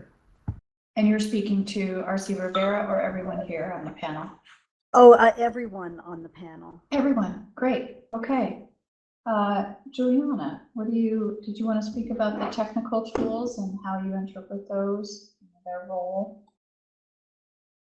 Okay, thanks, Karen. I can answer this. So do a lot of Google. Very, very exhausting thing to do, because you're basically having to use your right brain and your left brain both at the same time, because you're painting in 3D with these strips that are really difficult to control, and then you're actually sculpting it at the same time. So, and you're trying not to get dizzy. So yeah, it's a bit of a challenge, but it's taken some time, but for some reason I was really able to get used to it quite fast, and then that's when I started running off. But there's always that, you start, and then you go through this period of like, oh my God, everything just looks ugly. And eventually, if you actually stay the course, you'll come up with something that kind of looks okay. That's awesome. What about you, Deidre? I'm not personally a world builder or an animator or an avatar builder. We have other people on the team that specialize that and do that. But that's kind of how it all comes about, though. There does need to be, a group of people who can help with all of the skills and their strengths and weaknesses. And if you're lucky enough to work with a team, then we use Blender, Unity. These are free tools if your company doesn't make, over a certain amount of money, and there's lots of tutorials available. But mostly for me and how I contribute is in the way of like trying to understand what is possible and what is not possible. So I don't ask for the moon and the stars, and then they go, yeah, that's not happening. But try to creatively think of solutions within the boundaries that we need to work within. Yeah, I think it really does stretch your creative brain, even especially when you're working with the technical and the creative, because you've got to work in harmony to embody that. Do you want to go into our in-person panels, JC? And Yeah, I want to make JC answer this one before Charlie does, because Charlie talks all day long about how he jumps into new tools. But I'll let JC answer first. Okay. For me, the technical part of it, especially painting murals. Painting murals that used to take me long, now I can paint like a 3-story mural in like 3 days, right? Because I figured out how to do it.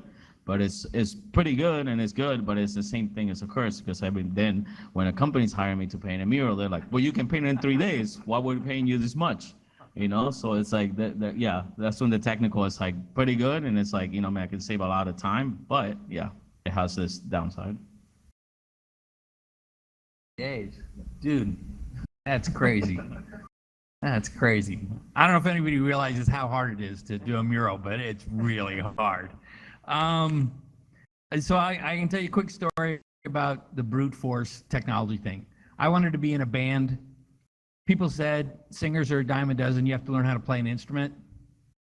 So I went to a music store. I looked around. I said tambourine, nah. Harmonica, nah. Triangle, nah. Hey, there's this. It's 1979. There's this synthesizer. I could just like press a key and go wee wee wee wee, and I'm in. So I bought it. I taped A, B, C, D, E, F, G across the keys. Went to an audition a week later. They would say it's in the key of D. There were 3 of those. I was off and running. So that's my approach to technology. It's like, if I need to do something, I'll just make it happen. So. All right, Tom. Ron, you got something from AW Live behind it? There we go. Can you hear me? Going through? From Tanvi, from AWE.live asks, what are some things you wish you knew earlier in your career? Good question. Who wants to go first? Yana, Deirdre. Okay. All right, JC, grab the microphone.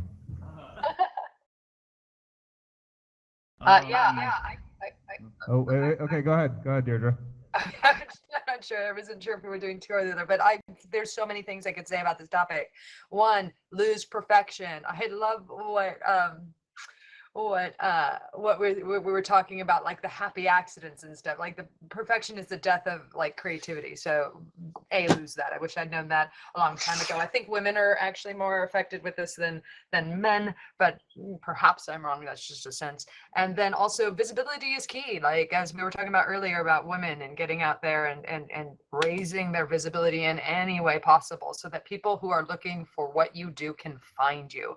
So that means, you know, writing to a publication that you really admire and saying, hey, can I do a guest post on your thing? Can I networking and going to different places so people know you and meet you, getting out there and writing press releases on yourself and then sticking them on a press release website. Anything you can do to raise your visibility, submit yourself for awards, submit yourself for anything that you find, look for things, ask people about that, and just try to get your visibility up so people can find you.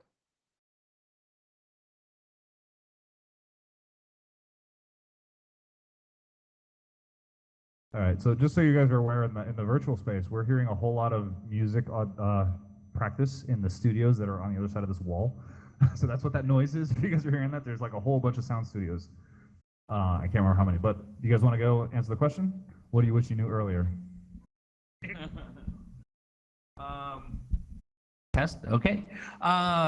When I first started, I thought being an artist was about a solo adventure. You were your own person. You were locked in a room by yourself, and you made things that people would just be in awe over. And I soon learned that's just not the case. And my mantra became do cool things with cool people. Art for me is about collaboration. It's about learning from others. It's finding inspiration from others. and working with people underneath them, contributing to other people's artwork. So that was something I wish I had known much earlier, but that's been the theme of my work for a long time. For me, it's like I knew like to trust myself and kind of don't listen to anybody, because I started my career probably in my 30s, like kind of pursuing it full time. And yeah, well, I'm 40. Come on. No, but you know, I mean, I could have started a lot younger, just because my parents were like, you will not make a living, as an artist, and that kind of kept me off, like not, and everybody, so just that, like kind of like just push myself like sooner, I guess.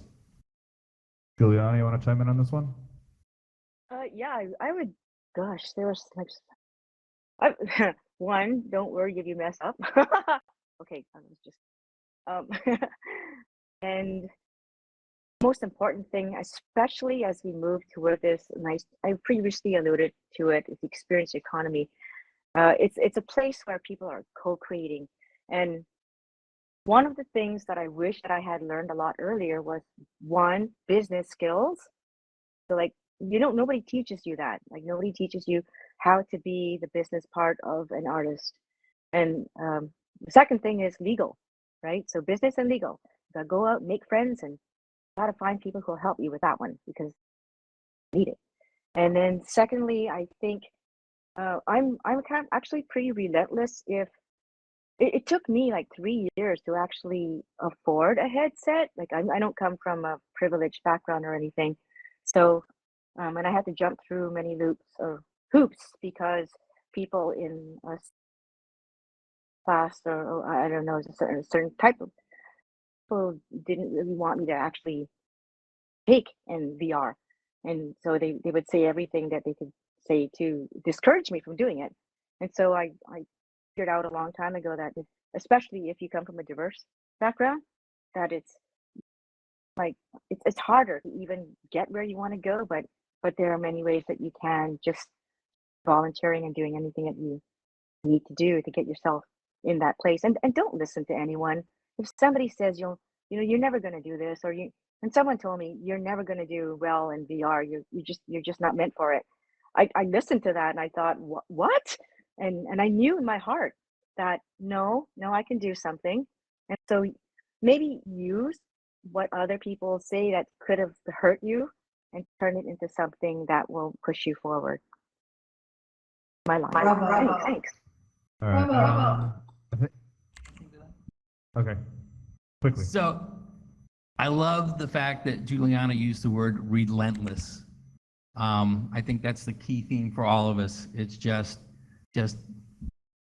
going. All right, I believe we have one last question from awe.live. Yeah. Okay, awkward spot. From Kathy Koja. She asks, whose art speaks to you, work?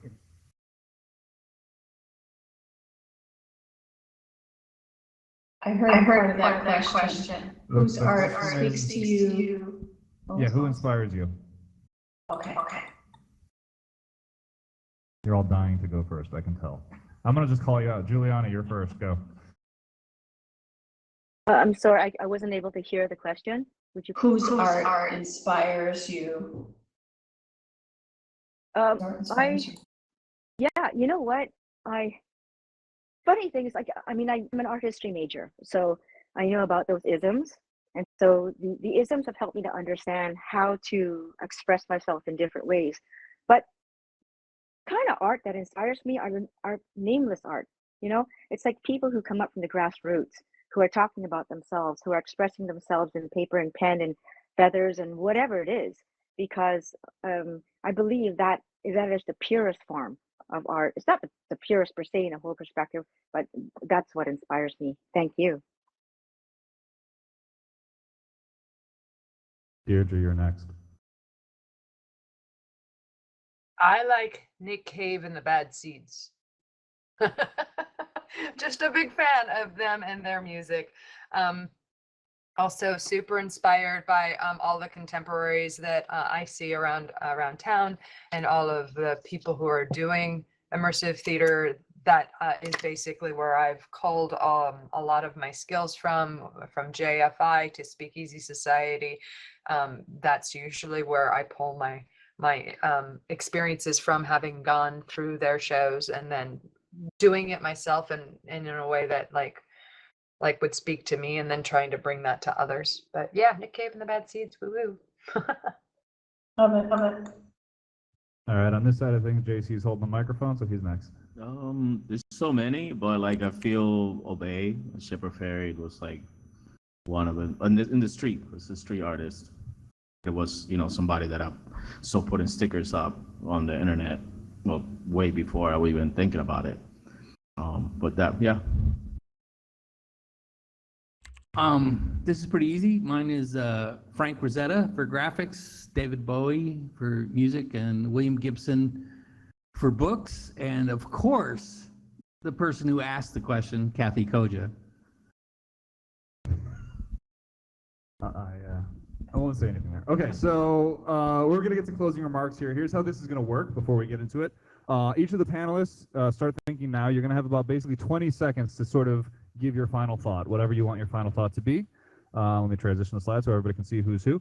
So you have 20 seconds to give about a closing statement. Caroline will then give her closing remarks. I will give my real quick closing remarks. We'll go through some housekeeping stuff, and then we'll end the show there. Obviously, we still have some drinks. We have some experiences. One thing I really want to do, if JC's open to it, is throw you in a VR headset and let you do some painting.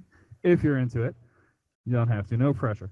We have a couple different tries. You don't have to do it if you don't want to. Anyway, so that said, I'm basically stalling, giving them some time to think about what their 20 seconds of closing remarks is going to be, because usually, I mean, let's face it, they don't know this is coming. I literally just put them on the spot.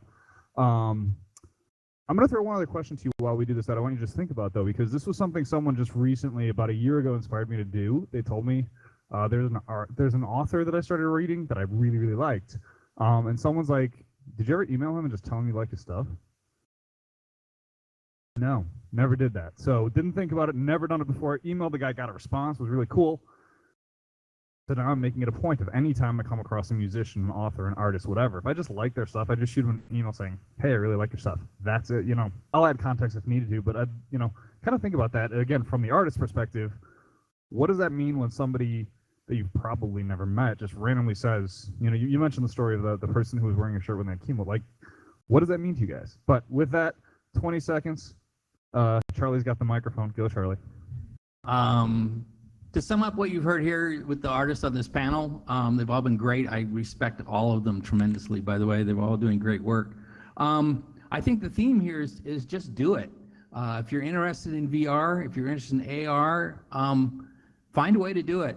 Doesn't matter if you're sketching on paper, putting your ideas down in foam core, painting on walls. It doesn't matter what you're doing. Just start. The tech will come. There are YouTube tutorials for everything. So you can do any of it.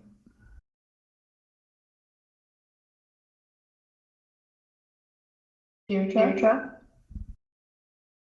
Sure, I can go 20 seconds. So, there's this study that I had heard about from Italian physicist Alessandro Pluchino and Andrea Raspisarda and this economist Alessio Biondo. And they basically did a study that said that luck actually has a huge role to play in our success.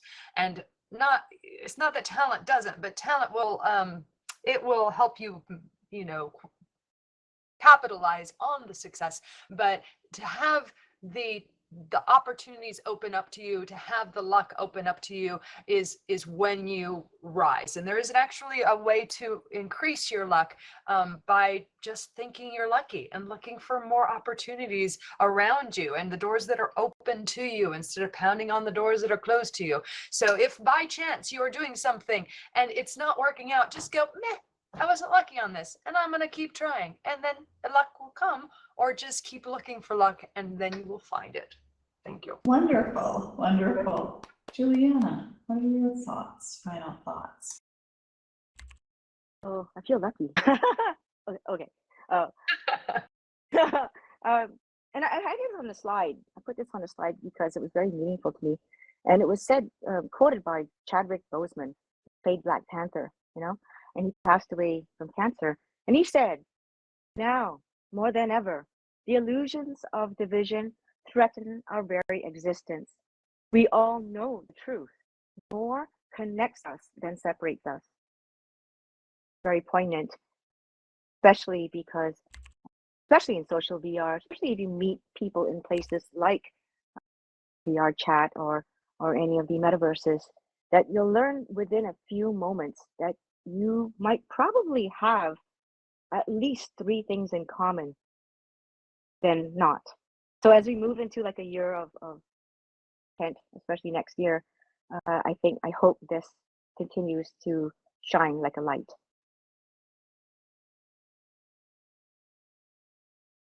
Fantastic.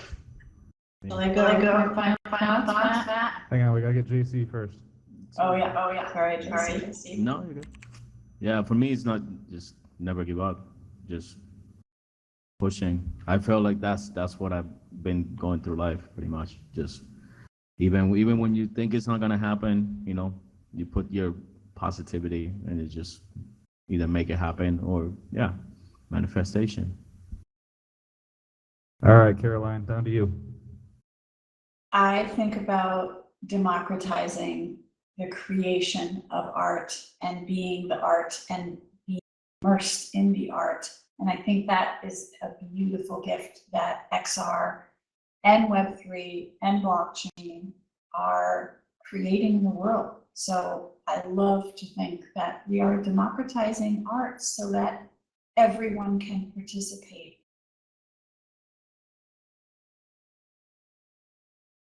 Okay, and I guess the thing I'll end with again is, and we did this on purpose a little bit. You'll notice that when we talked about the arts here, we had people from theater, we have people from audio, we had people creating virtual worlds, digital art, physical art, painting.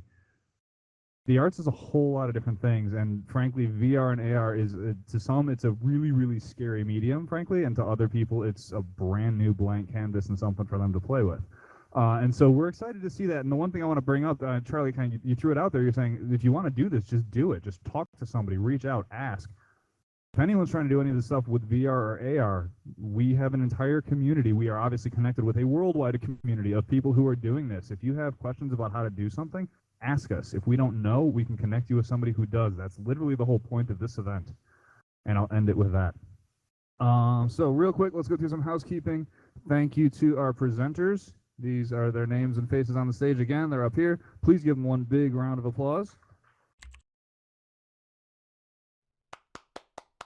Pardon me as I try to find my mouse so I can advance slides.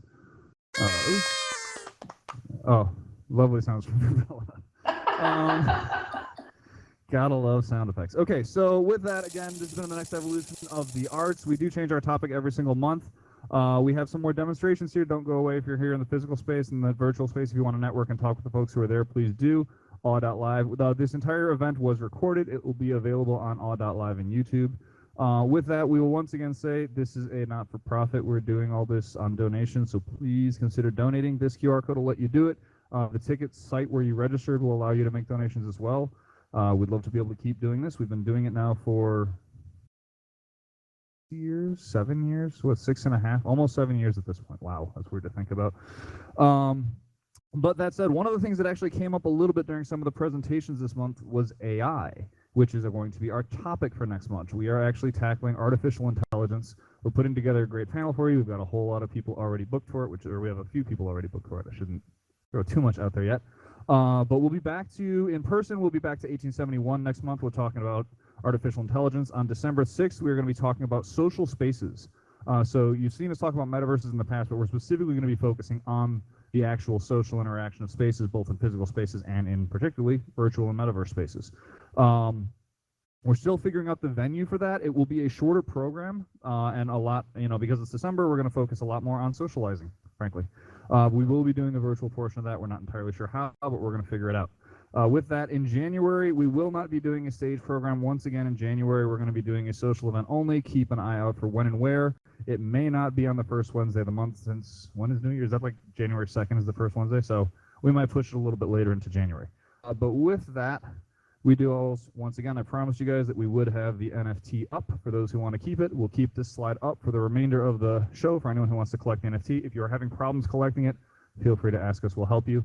And once again, thank you to our presenters. Thanks again to all of our sponsors, all of our volunteers who help us run this. And we hope to see you next month.